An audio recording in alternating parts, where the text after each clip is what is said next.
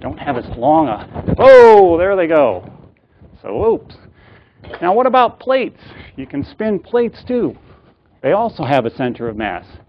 These plates, their center of mass is right in the center of the plate.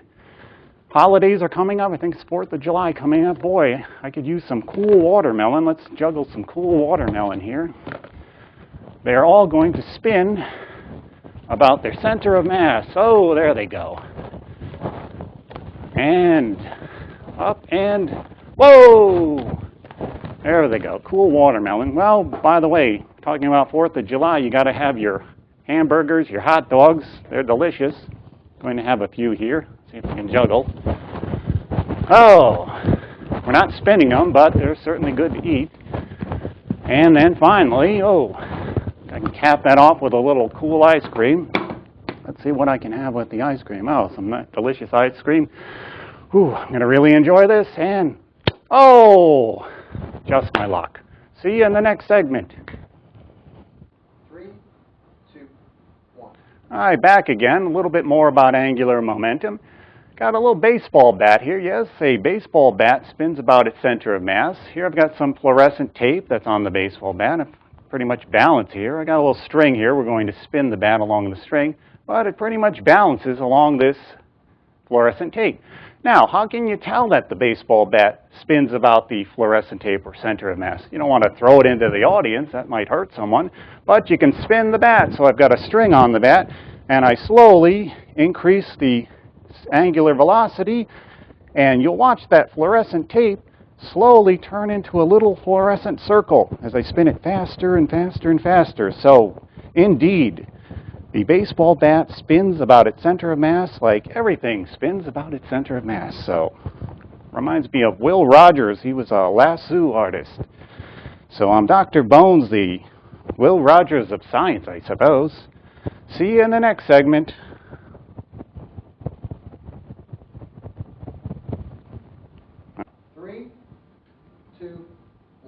Well, we've had an interesting discussion about angular momentum. Angular momentum brings us to the next topic. We talk about torque.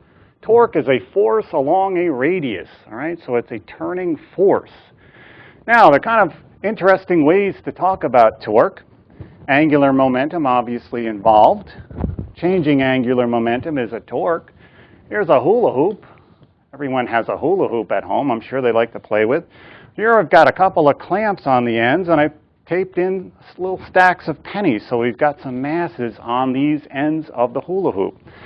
It would be different in terms of the moment of inertia and the torque that you'd be spinning with in your hand if we spin it this way along the axis or along a perpendicular axis this way.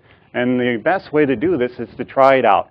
You can see me doing it, but you really can't tell that it's much harder for me to spin it this way with the masses on the ends as opposed to this way with the masses down the center. So I'm going to show you. You can try it at home. So here the masses are along the centers. I spin it, all right, and it slows down rather quickly. Watch what happens when I spin it along this perpendicular. Masses are bigger, but guess what? It will spin longer. Whoops, well, that was a tough one, but watch this. Here we go. Hey, oh. Harder to spin, but it stays spinning longer, longer, longer. So you got to really try this out at home. So one more try here along the line here. All right, kind of dies out pretty fast. And along the perpendicular, even though harder to spin, it will spin longer. And there you have it. Okay, so now we're going to talk a little bit about torque with a bicycle tire. Here's the bicycle tire I've got. Now, I've got a bicycle tire hook to an end of a string, and I've got a handle here. If I let this bicycle tire go, gravity pulls it down. Gravity pulls everything toward the center of the earth. Is it possible for me to use the concept of torque and angular momentum to support this bicycle tire? Yes, I can generate an angular momentum, meaning spin the tire. Look at that, and look what happens. Keeps the tire from falling down, but you'll notice it spins about this axis. That's called a precession. And it will precess about this axis because it's opposing the gravitational torque. Right? So there's a torque pulling it downward. And let's try it again, put a little more energy into it. And as you can see, we spin it, but it also spins about this axis as well. Interesting effect. So I'm going to see you in the next segment, but first I'd like to talk a little bit more about spinning, and you can't end a talk about angular momentum and torque without spinning some rubber chickens. Oh my goodness. Let's see if I can do this one. Here we go. Oh, whoa, let's try one more try. Hard to do, but I think I can do it. Oh.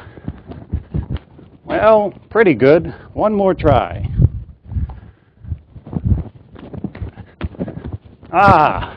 There we go. Third time was the charm. See you next time, Dr. Bones Show. Okay.